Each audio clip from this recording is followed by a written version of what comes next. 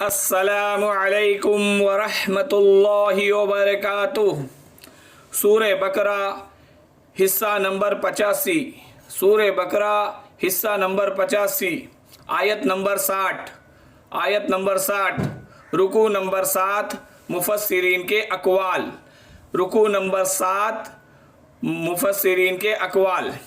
ناظرین، سامعین، پیارے نبی حضرت محمد مصطفیٰ صلی اللہ علیہ وسلم کے پیارے امتیوں، لاڈلے نبی کے لاڈلی امت، دنیا میں سب سے آخری آنے والی امت اور جنت میں سب سے پہلے جانے والی امت، اللہ کے فضل و کرم سے الحمدللہ۔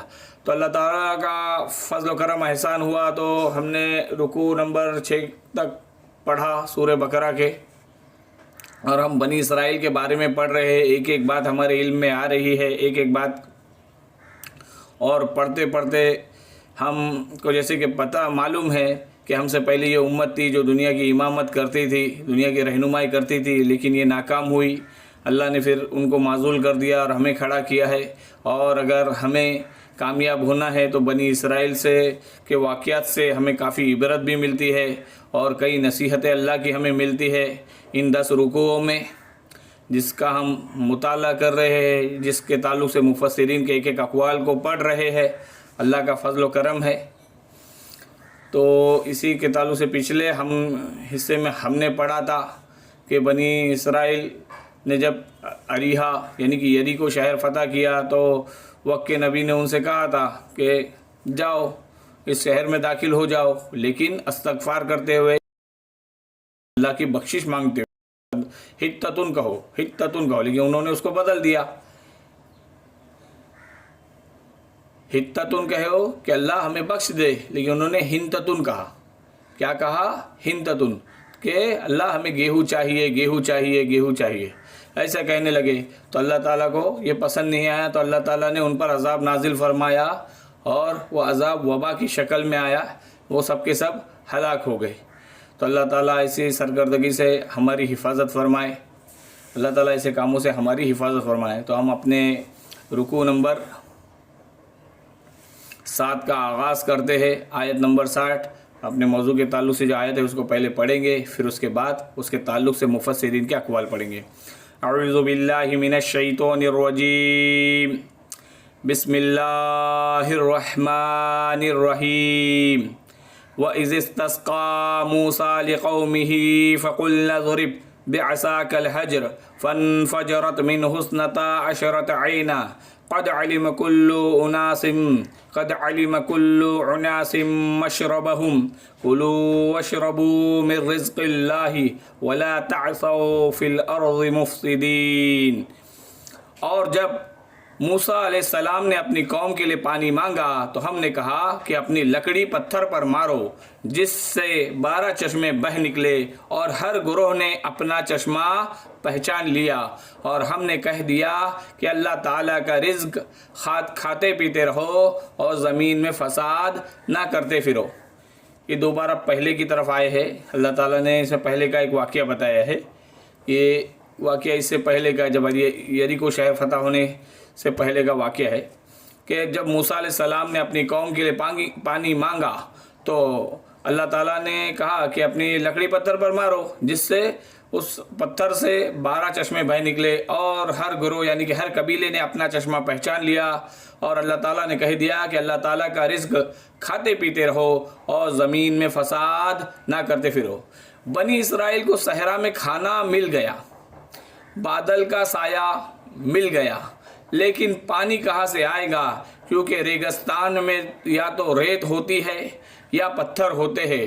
تو اس کے بعد یہ ایک اور نعمت اللہ تعالیٰ کی طرف سے جو بنی اسرائیل کو عطا ہوئی، وہ یاد دلائی جا رہی ہے بنی اسرائیل کو، کہ جب بنی اسرائیل کے نبی حضرت موسیٰ علیہ السلام نے اللہ تعالیٰ سے پانی کے لیے دعا کی اور بنی اسرائیل کے لیے پانی طلب کیا، تو اللہ تعالیٰ نے حکم فرمایا کہ پتھر پہ اپنا عصا مارو، اور اللہ تعالیٰ نے اس پتھر سے چشمے بہا دیے۔ جو بنی اسرائیل کے ساتھ وہ پتھر رہا کرتا تھا، جہاں بھی جاتے تھے اس کو لے کر جاتے تھے، ضرورت ہوتی تو حضرت موسیٰ علیہ السلام اس پر اپنا عصا مارتے اور اسے چشمے بہہ نکلتے۔ اتنا آسان کر دیا تھا، اتنی پیاری نعمتیں ان کو دی تھی۔ اب اس رکوع میں پھر سے وہ سینا کے میدان کا واقعہ آ رہا ہے کہ ان میں ترتیب زمانی نہیں ہے. یہاں پھر سے صحرائے طے یعنی وادی طے بھی جہاں وہ لوگ بنی اسرائیل بھٹک رہے تھے وہاں کا واقعہ بیان کیا جا رہا ہے. تو اس میں اللہ تعالیٰ نے فرمایا فَانْفَجَرَتْ مِنْهُ اثْنَتَا عَشْرَةَ عَيْنًا. فَانْفَجَرَتْ مِنْهُ اثْنَتَا عَشْرَةَ عَيْنًا یعنی فَانْفَجَرَتْ فجر کہتے ہیں کسی چیز سے پھٹ کر کوئی چیز کا برآمد ہونا.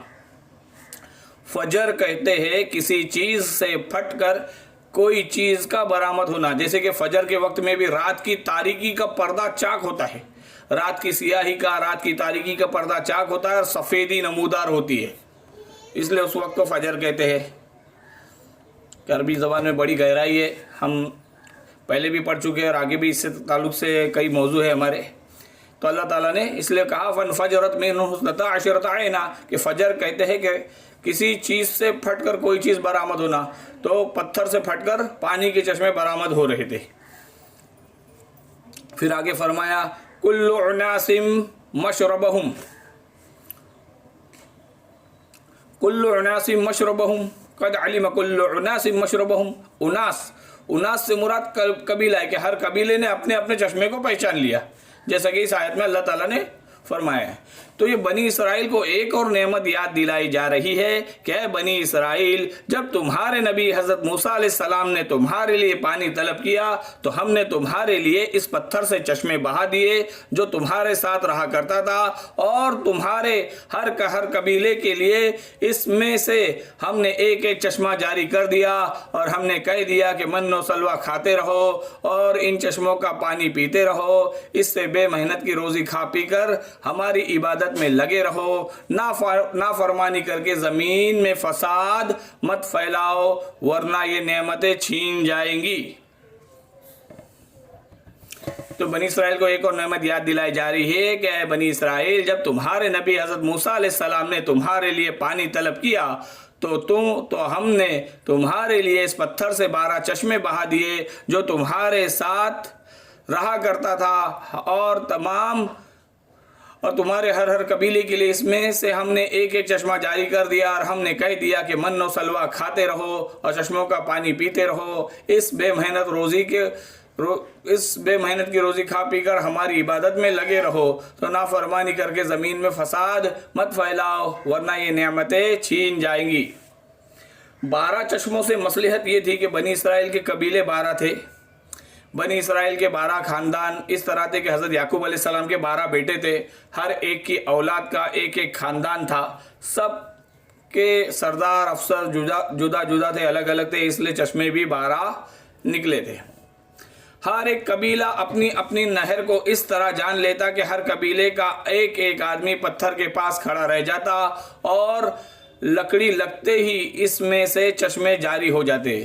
جس شخص کی طرف جو چشمہ جاتا وہ اپنے قبیلے کو بلا کر کہہ دیتا یہ چشمہ تمہارا, اور یہ واقعہ وادی طے کا ہے, میدان طے کا ہے. اور جزیرہ نما سینا میں نہ یہ چٹان آج بھی موجود ہے. ٹورسٹ سیاح جسے کہتے ہیں, سیاح جسے ٹورسٹ بھی کہتے ہیں, ہم سیاح ٹورسٹ جو بھی کہہ لو, اسے جا کر دیکھتے ہیں, اور ان چشموں کے شغاف یعنی سوراخ ان میں اب بھی پائے جاتے ہیں. 12 چشموں میں یہ مصلحت تھی کہ بنی اسرائیل کے چشمے خاندان بھی 12 تھے, اس لیے 12 چشمے اللہ تعالیٰ نے نکالے اس پتھر سے. اللہ نے ہر ایک قبیلے کے لیے 12 چشمے نکالے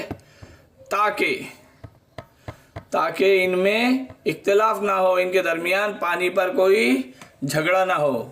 کھانے سے مراد من و سلوہ اور پینے سے مراد یہی پانی ہے, اور نافرمانی اور ترک احکام کو فتنے فساد سے اللہ تبارک و تعالیٰ نے یہاں تعبیر کیا ہے.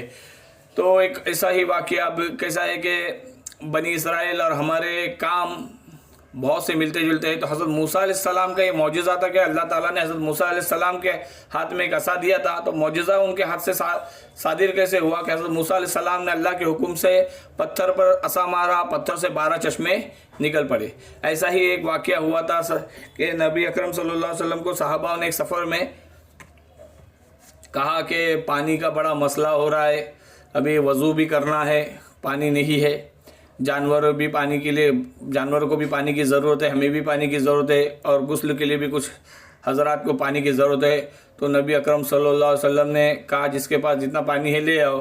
تو ایک برتن میں تھوڑا سا پانی جمع ہوا تو نبی اکرم صلی اللہ علیہ وسلم نے اپنا دست مبارک یعنی کہ اپنی انگلیاں اس برتن میں رکھی، تو نبی اکرم صلی اللہ علیہ وسلم کی انگلیوں کے درمیان سے پانی نکلنے لگا اور چشمے کی طرح ابلنے لگا اور اتنا پانی اللہ تعالیٰ نے اس برتن میں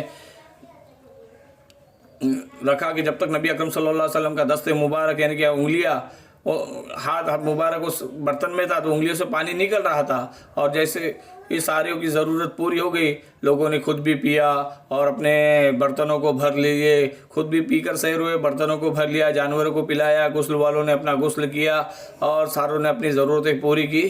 پھر نبی اکرم صلی اللہ علیہ وسلم نے اپنے جیسے ہی دست مبارک نکالا وہ رک گیا۔ یہ معجزہ ایک معجزہ حضرت موسیٰ علیہ السلام کا یہاں ہم نے بیان کیا، ایک معجزہ اپنے نبی صلی اللہ علیہ وسلم کا ہم نے یہاں بیان کیا۔ تو ایک کسی شاعر نے بڑا ہی خوب کہا ہے کہ کسی مجلس میں جب نعت شاہ عالم سناتے ہیں، فضائے رشک کرتی ہے، فرشتے جھوم جاتے ہیں، ابل پڑتا ہے چشمہ بن کے برتن میں جو تھا پانی، شہیدی انگلیاں جب ہاتھ کی اس میں لگاتے ہیں۔ تو بہترین بات تھی، اللہ تعالیٰ ہمیں کہنے سننے سے زیادہ عمل کرنے کی توفیق عطا فرمائے۔ تو اللہ تعالیٰ نے ہم پر انعامات بھی کیے ہیں اور آزمائشیں بھی رکھی ہے کہ تو جب انعامات آئے تو شکر کرے اور جب آزمائشیں آئے تو صبر کرے۔ اسی کے تعلق سے ہم پڑھ رہے ہیں اور اس کے لیے بنی اسرائیل کے حالات کا جائزہ لے رہے ہیں، تو اس سے ہمیں کافی رہبری ملتی ہے۔ اللہ تعالیٰ ہمیں کہنے سننے سے زیادہ عمل کرنے کی توفیق عطا فرمائے اور قرآن کی رہبری سے مالا مال فرمائے، کہنے سننے سے زیادہ عمل کرنے والا بنا دے، ذکر و فکر استغفار کرنے والا بنا دے، مسجدوں کو آباد کرنے والا بنا دے۔ وآخر الدعوانا ان الحمد للہ رب العالمین، آمین آمین ثم آمین۔ السلام علیکم ورحمۃ اللہ وبرکاتہ۔